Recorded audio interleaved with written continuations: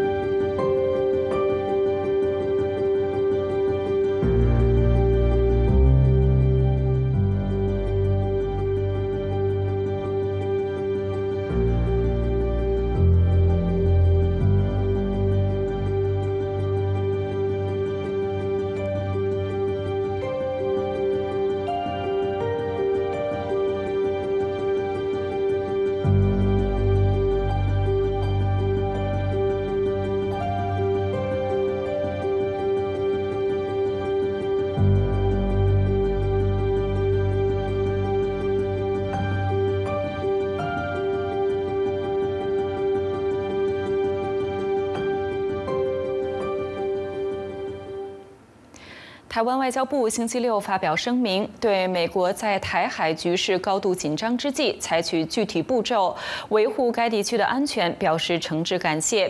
白宫国安会印太事务协调员科尔特·坎贝尔1天前强调，美国将继续以冷静和坚决的方式支持台湾，包括在未来数周在台湾海峡等地方执行海空军自由航行任务。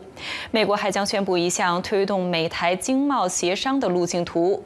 台湾外交部的声明说，对于美国政府在台海形势升高之际，坚定支持我国，多次声援民众台湾，并以具体行动维护台海安全与区域和平，外交部表示诚挚感谢。乌克兰总统泽连斯基在周六晚间的讲话中警告说，向扎波罗热这个欧洲最大的核电站炮击或以核电站作为掩护对外炮击的俄罗斯士兵，将成为乌克兰情报人员、特种部队和军队的特别目标。路透社报道说，泽连斯基没有说明详情，但是强调他认为俄罗斯在利用扎波罗热核电站作为核讹诈。俄罗斯部队在入侵乌克兰的战争初期占领了这个位于乌克兰南部的核电站，但是乌克兰技术人员仍在管理。联合国秘书长古铁雷斯因为担心这些炮击可能触发核灾难，呼吁在核电站周围设立一个非军事区。俄罗斯和乌克兰相互指责对方为最新的炮击负责。一艘中国考察船将获准在斯里兰卡港口停靠。此前显然是由于印度方面的担忧，远望5号测量船停靠斯里兰卡港口的时间被推迟了几天。斯里兰卡外交部周六在一份声明中说，原定于上周4在斯里兰卡南部汉班托达港停靠的远望5号将于周2抵达，并在那里停泊到8月22日。斯里兰卡没有给出推迟该船抵达的具体原因，但邻国印度对这艘中国船靠近其南部边界的安全担忧可能是原因之一。星期五，印度否认他向斯里兰卡施压，要求斯里兰卡让这艘中国船离开的说法。美国五角大楼说，远望号隶属中国人民解放军战略支援部队。中国外交部周一表示，敦促有关方面理性看待中国海洋科考活动，停止干扰中斯正常交往合作。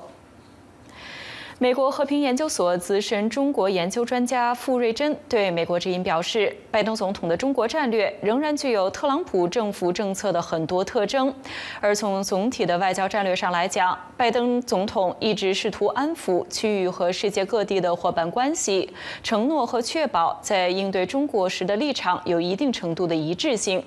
傅瑞珍认为，美中之间目前信息流动的确有限，双方存在着发生很多误解和沟通不畅的可能性。来看详细内容。Let me start with President Biden's China strategy so far. In your opinion, is it still basically along the lines the Trump administration had established? I think that it has a lot of features of the Trump administration's policy, certainly most notably, of course, the tariffs that were put in place by the Trump administration persist, and there are no immediate plans to change those, although there is some buzz in the air about revisiting those. But in other respects, the Biden administration's policy is quite different, mainly in its focus on working with allies and partners to strengthen U.S.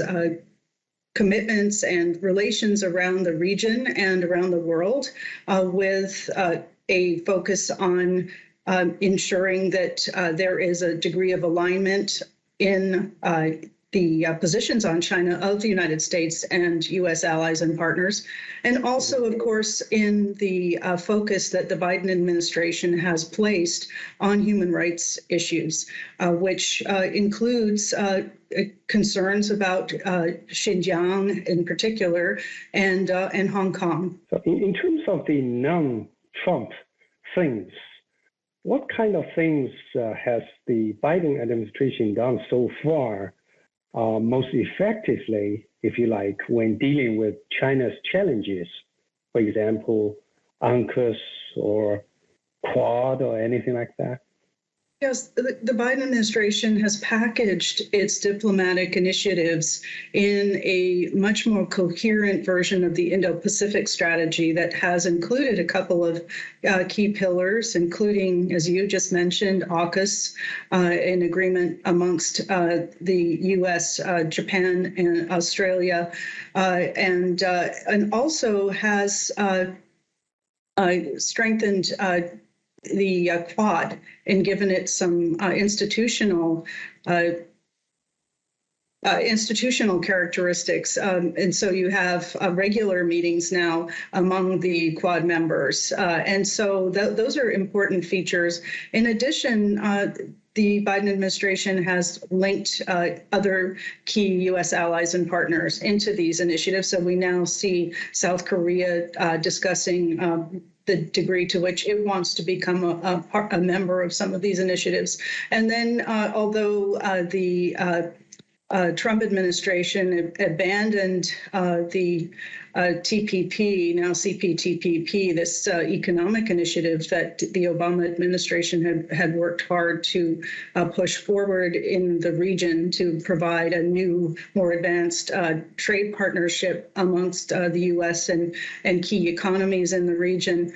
The Biden administration has although it hasn't been able to rejoin or take any initiative in that direction, the CPTPP, it has come up with something that a new economic partnership that for the region as part of its Indo-Pacific strategy that has won considerable interest across the region.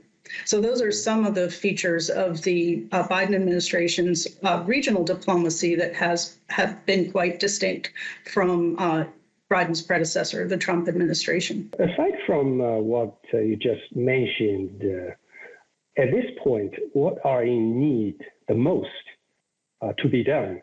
So I think President Biden is facing increasing tensions with China. The relationship is, I think, extremely fraught and risky, partly because the two sides have not had, although there have been efforts to engage diplomatically in 2022, there have been the meetings between the two sides have been few and far between, and so there isn't that the kind of regular exchange of views between the two governments that the two sides had previously in the strategic and economic dialogues of the Obama era, for example. And so there is a really limited flow of information between the two sides. And so I think there's a lot of potential for misunderstanding and miscommunication. And then, of course, you have in the background the war on Ukraine, where the Biden administration has taken a very clear stance, obviously, in support of Ukraine, and China has positioned itself neutrally, but really strongly supportive of Russia. So in effect, the two sides are facing off against each other in some ways in this European theater. And then there are growing tensions over Taiwan, partly because they're exacerbated by the situation in Ukraine, as parallels are drawn between China's unwillingness to renounce the use of force in its effort to unify with Taiwan, and U.S. Interest in seeing a peaceful resolution to the cross straits situation, or the Taiwan issue, as it's sometimes called. Mm-hmm. Now, these days, people are talking about guardrails between the United States and China. Are you seeing an immediate crisis that necessitate some kind of guardrail? I think there could be a crisis. I think that we are supposed to and be able to anticipate a meeting between Presidents Biden and Xi. And I hope that if that meeting takes place, that there is an effort, in addition to trying to find some other sources of ballast for the relationship, perhaps some sort of breakthrough on the economic front by lifting tariffs. That might be a possibility, but also that there's some assurances on the U.S. part that about U.S. Commitment to the status quo as the U.S. sees it on Taiwan, and one hopes some kind of agreement to be very cautious when flying planes and sending boats around, so that there isn't an accident between the two sides in the region, that some kind of there was a near collision, that there isn't a collision that ends up catalyzing some kind of confrontation between the two militaries, which would be a real tragedy. From Xi Jinping's perspective, before the 20th Communist Party Congress, which is very important for him, what would he expect for the U.S.-China relations? I think President Xi, we are watching the Chinese economy do a nosedive right now, both as the result of the zero or dynamic COVID policies in China, and also for other reasons, crises in the housing market and other factors.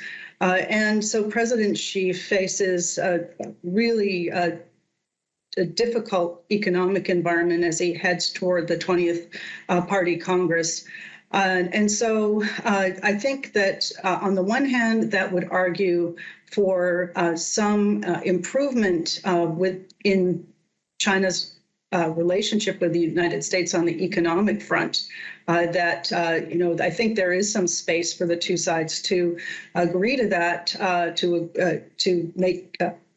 take some steps to open markets to each other. But on the other hand, I think we're going to see a continuing hard line on core issues, core interests like Taiwan, the South China Sea, Xinjiang, anything that touches on China's sovereignty and core goals of the Chinese Communist Party, such as achieving what the Chinese Communist Party sees as China's full territorial integrity. We all know that President Xi Jinping is seeking a third term. So in order to seek the third term, probably he needs or he wants to burnish his credit. And in that regard, what does he need to do in terms of U.S.-China relations? Yeah, that's a challenging question. I think you could argue in two directions. I'm sure that there is a careful cost-benefit analysis ongoing in the halls of Zhongnanhai, but I think generally speaking, I don't think it will serve President Xi well to be too warm and friendly to the United States, particularly as the war in Ukraine is ongoing.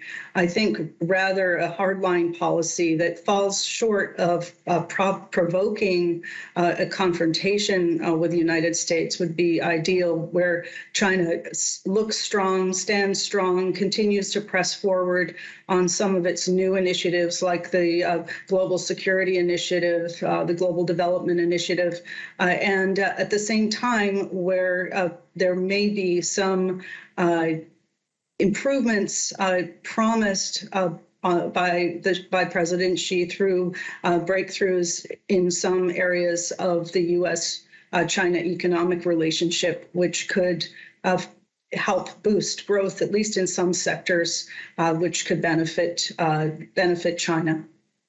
If President Xi were successful seeking his third term, I mean, are you worried about his unprecedented third term? I mean, people are talking about Xi Jinping is trying to build more of his, personal cult, around himself. And on the other hand, what are the challenges that President Xi is going to face in his third term? You wonder why he would want the job. China is facing many challenges that certainly were not on the table when President Xi took the job a decade ago. I think I think there are a lot of concerns about having a leader for a period of 15 years through navigating China through tremendous changes. The challenges, as you said, that the leader takes on a one could say almost a personality cult. And one of the directions of change that students of China had been observing after Deng Xiaoping initiated China's reforms was a greater and greater routinization of politics, political transitions from one leader to another, this regularization of sort of decade-long terms in office by Chinese leaders. And it really suggests that there could be some political challenges to Xi Jinping, that the leadership is worried. The CCP is worried that opening the door to a political transition that would bring into power a new national leader, that could cause some sort of instability and not go smoothly. That's a big concern. So then you have President Xi, who has been essentially put China on a wartime footing with this zero COVID policy and these lockdowns, and has developed a whole new set of tools, of instruments to control Chinese society. That's really concerning. But you also have a system now that is so obsessed with controlling the spread of COVID that it isn't giving the breathing room to the people who, the Chinese people who were so vital to driving a dynamic, highly entrepreneurial, creative economy that just captured the global imagination for decades. So it is a big concern. Let's talk a little bit about U.S. domestic politics. The U.S. midterm election will happen probably right after China's 20th Party Congress.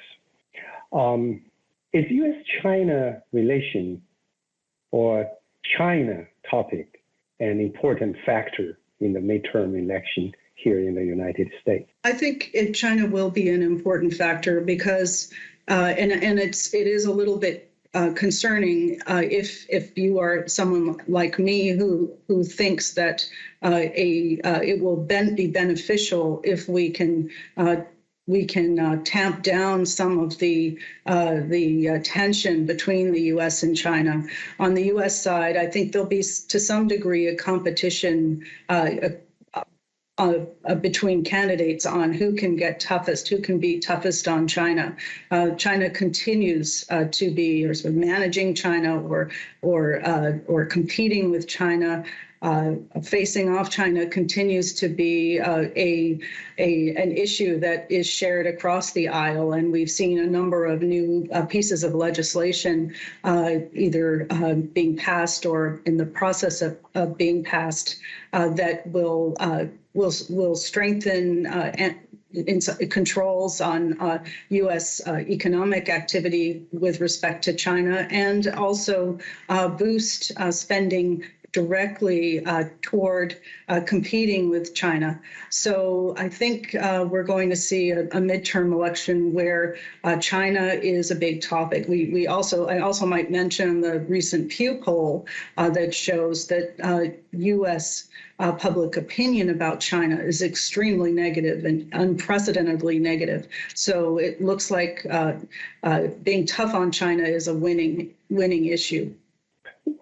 What are your expectations for the U.S. midterm elections? Like many people say that in this forthcoming midterm election, the Democrats would probably lose control both in the House and perhaps in the Senate. If that happens, will the result have impact on United States China policy? Yes, I think it's going to make it more difficult for the Biden administration to send the kinds of reassurances on cross-strait issues that it has been doing, even despite some, I think, perhaps comments by President Biden that are aimed at deterring military action by China. I refer to his comments on a number of occasions that the United States would go to Taiwan's defense in the event of military action by China. But I think that's quickly been walked back by the administration, and which has sought to reassure Beijing that the U.S. policy hasn't changed and that we still respect the foundation of the U.S.-China relationship in the three communiques, and we continue to we do not support Taiwan independence, et cetera, et cetera. I think with a Republican-controlled House and Senate, it's going to be more difficult for the administration to manage Taiwan policy. I think there'll be a push to think about Taiwan in more strategic ways. And that, I think, will make the U.S.-China relationship all the more difficult. Finally, let's talk a little bit about Russia's aggression of Ukraine. The United States has been asking China to help press Russia to end the war. So far, what has China done to solve the crisis? China initially offered to play a mediating role, and it has offered some humanitarian assistance to Ukraine. It has also largely refrained from supporting Russia within the United Nations on Ukraine. I think has not supported UN resolutions not voted with Russia on UN resolutions on Ukraine for the most part. But overall, I think its role in bringing in helping to bring an end to this conflict has disappointed many people in that it has really stayed outside the conflict and instead has lobbied for a new security architecture that would create conditions, it argues, for a global environment less prone to these kinds of confrontations. Meanwhile, the war rages on in Ukraine, and it has not blamed Russia. Rather, it has taken a position that's been largely supportive of Moscow. The only thing it's criticized is the violation of Ukraine's sovereignty, and so. It's really not the performance of a world leader who would manage would help manage bringing about an end to a conflict. Rather, honestly, it has been quite an opportunistic kind of response to this tragic conflict. If Russia loses the war in Ukraine, do you think China will face a worse international environment? And if that happens, are you seeing a world that's divided between two groups, U.S. and its democratic allies, and China, Russia, and their allies? Yeah, I think that we are moving in a direction where there'll be a very, very close China-Russia partnership, at least for the medium term. I think the people who study Russia are question just how durable a Beijing-Moscow partnership would be. But I think we will see, and you're already seeing this to some extent, with an alignment with other rising and emerging powers joining China and Russia. In international affairs, and also some supporting Russia in the conflict. I refer to Iran and its alleged, or I think planned provision of drones to Russia. So I think we're going to see a world where there is a clearer division, but. The other possibility, of course, is that Russia doesn't lose, but there is a settlement in which, because of Russia's ultimate military performance, there is an agreement that leaves Russia in a reasonably strong position. And that's an interesting situation to ponder. At that point, what does China do? Does China then look to the West again? Europe is clearly interested in maintaining relations with China, although perhaps a bit more at arm's length than in the past. And it may be that then China pivots toward Europe and that will be a very different kind of world than one in which China is more aligned with Russia and other partners that are right now outside the U.S.-led group of partners and allies and friends. 好的，以上就是今天美国观察的全部内容，感谢您的收看，我们明天再见。